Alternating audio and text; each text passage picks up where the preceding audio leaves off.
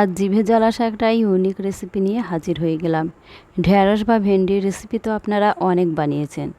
একবার এইভাবে ভেন্ডি বানিয়ে দেখুন, সারা জীবন এর স্বাদ মনে থাকবে। রেসিপিটা বানানোর জন্য আমি 400 গ্রাম ভেন্ডি জল দিয়ে ভালো করে ধুয়ে নিয়েছি। তারপর এরকম ছোট ছোট করে কেটে নিয়েছি। এখন প্যানে অল্প একটু সরষের তেল দিয়ে ভেন্ডিগুলো ভেজে নিচ্ছি। এর সাথে একটু হলুদ গুঁড়ো আর একটু লবণও দিয়ে দিলাম। লবণ দিয়ে ভাজলে ভেন্ডিটা খুব তাড়াতাড়ি নরম হয়ে যায়, তাই ভেন্ডিগুলো ভাজার সময় একটু লবণ আর হলুদ অবশ্যই দিতে হবে। আর চাইলে একটু লাল লঙ্কার গুঁড়োও দিয়ে দিতে পারেন। ভেন্ডিগুলো আমি ছোট ছোট করে কেটে নিয়েছি। আপনারা একটা ভেন্ডি 2 পিস করেও কেটে নিতে পারেন। ভেন্ডিগুলো খুব বেশি লাল করে ভাজারও প্রয়োজন নেই, 2 মিনিট ভেজে তুলে নিতে হবে। ভেন্ডিগুলো তুলে নেওয়ার পরে ওই প্যানে আরও একটু তেল দিয়ে দিয়েছি। আর আমি কিছু কুচো চিংড়ি মাছ নিয়েছি। মাছগুলো ধুয়ে জল ঝরিয়ে নিয়েছি। তারপর সামান্য একটু হলুদ আর লবণ মাখিয়ে চিংড়ি মাছগুলো ভেজে নিতে হবে। চিংড়িগুলো একটু সময় নিয়ে বেশ লাল লাল করে ভেজে নিতে হবে। চিংড়ি মাছগুলো ভাজা হয়ে গেলে এগুলোও একটা পাত্রে তুলে রেখে দেব। আর চিংড়ি মাছটা না দিয়েও কিন্তু ভেন্ডিগুলো এইভাবে রান্না করে নিতে পারেন। তবে চেষ্টা করবেন একটু চিংড়ি মাছ দিয়ে রেসিপিটা বানাতে, খুবই খেতে ভালো লাগে।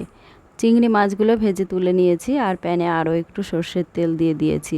তেলটা একটু গরম হয়ে এলে দিয়ে দিয়েছি পেঁয়াজ কুচি। এখানে আমি একটা পেঁয়াজ লাল লাল করে ভেজে নিলাম।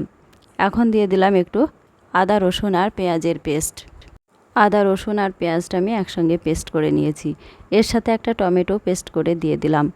তারপর একে একে হাফ চা চামচ হলুদ গুঁড়ো, হাফ চা চামচ লাল লঙ্কার গুঁড়ো, হাফ চা চামচ লবণ, হাফ চা চামচ জিরে গুঁড়ো আর হাফ চা চামচ ধনে গুঁড়ো দিয়ে খুব ভালো করে কষিয়ে নেব। এখন এই মশলাটা খুব ভালো করে কষিয়ে নিতে হবে, যাতে আদা রসুন আর টমেটোর কাঁচা গন্ধটা না থাকে। মশলাটা কষানো হয়ে গেলে এর সাথে ভেজে রাখা ভেন্ডিটাও দিয়ে দিতে হবে। ভেন্ডিটাও মশলার সাথে খুব ভালো করে মিশিয়ে নেব।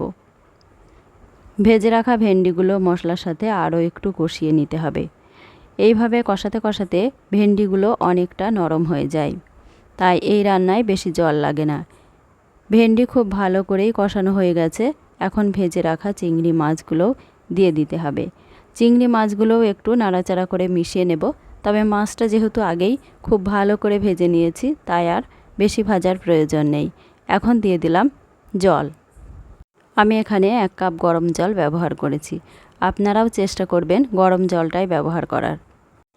জলটা দিয়ে নাড়াচাড়া করে ভালো করে মিশিয়ে নিয়েছি। এখন উপর থেকে 4টি কাঁচা লঙ্কা দিয়ে দিলাম। তারপর ঢাকা দিয়ে মিডিয়াম হিটে মিনিট 5 রান্না করে নেব। আপনারা চাইলে 2 ফোঁটা সর্ষের তেলও কাঁচা লঙ্কার সাথে দিয়ে দিতে পারেন। ঢাকনা খুলে আরও 2 মিনিট রান্না করে নিলাম, ভেন্ডিগুলো যাতে মাখো মাখো হয়। তবে আপনারা চাইলে একটু ঝোল ঝোলও রাখতে পারেন। এখন একটু ধনেপাতা কুচি ছড়িয়ে দিলাম। রেসিপিটা ভালো লাগলে আমার এই ছোট্ট চ্যানেলটা সাবস্ক্রাইব করে দেবেন। লাইক, কমেন্ট আর শেয়ার করে পাশে থাকবেন। ধন্যবাদ।